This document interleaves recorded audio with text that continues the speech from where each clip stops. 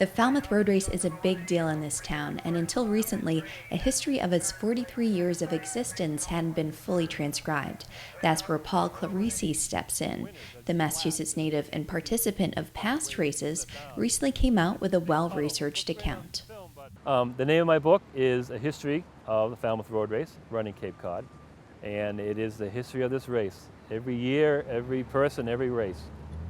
I really focused on this in earnest probably in June of 2014, and I interviewed about almost 100 people, which is a lot of people for a book. The publishers gave me a limit, 35,000 words and about 70 or 80 photos.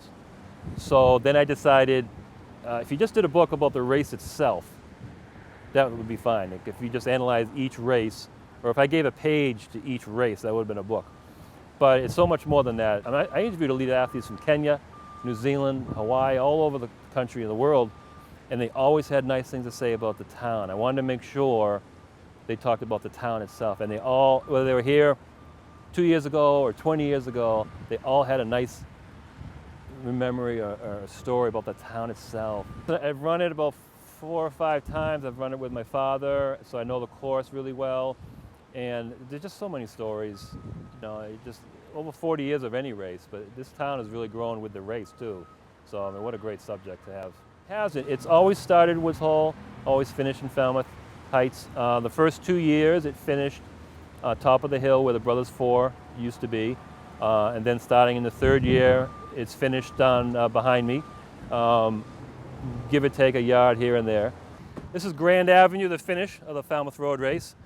In the first 2 years, the last great building there used to be where the Brothers 4 pub and hotel was, and that's where it would finish the first 2 years. It's no longer there, but right on top of that hill, that's where the finish line would be.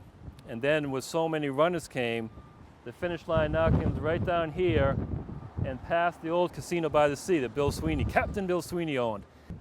And actually one year, the women's race was decided right up here on the top of the hill. It's a crosswalk. And Betty Jo Geiger was chasing Ann Hannum from New Zealand, and she raced. She was in 2nd place, and she ran, and she passed Ann at the crosswalk and sort of slowed down, thinking that was the finish line. Woke up Ann Hannum. She didn't know someone was behind her. Ann flew down here to finish, and Betty Jo was like, "Oh, that's not the finish line," and she came in 2nd 4 seconds later.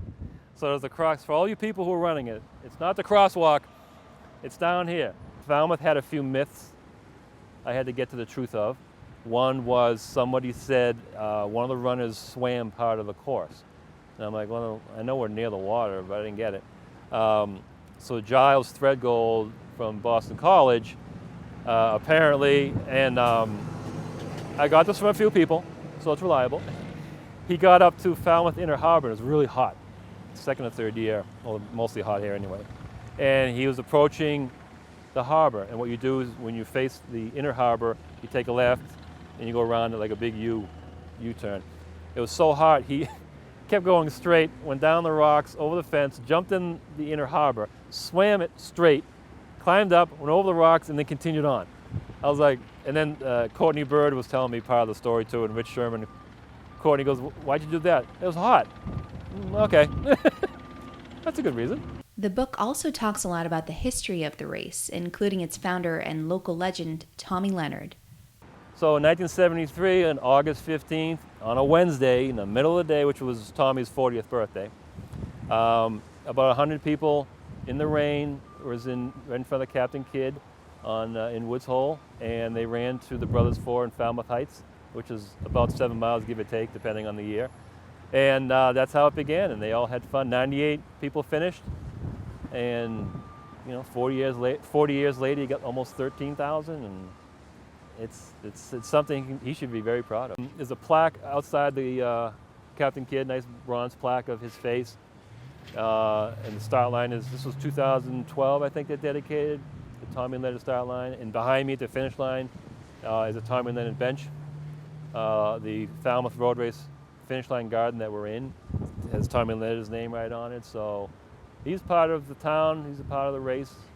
So it went from like 98 finishes in the first year to 400 the next year to like 800 to 1,200. It just grew rather quickly. They had to cap it at about 4,000 or 5,000 in a few years. But the caliber of competition really, the Greater Boston Track Club runners had so many good runners, they really kicked it off. People go, hey, Falmouth is nice. Some people who came here bought summer homes. They started vacation here. And I can't really think of any of the elite athletes that would just come in and run and leave.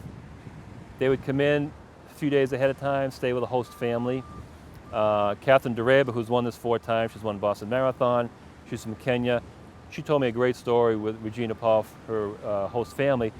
I said, what are some recollections non-race? She goes, I remember picking blueberries with her and a fellow runner from Kenya. She goes, I used to pick coffee in Kenya, so I know how to do this. Here's someone from Kenya, and she's gone all over the world, and she remembers the name of her host family, and she loved it. I mean, that to me, that's the Falmouth Road Race encompasses not just the 7 miles of the race itself, but it really does the whole town. It really does. The race is on Sunday, August 16th this year, the day after founder Tommy Leonard's birthday. Look for FCTV's live coverage of the event on Public Channel 13 and online at fctv.org.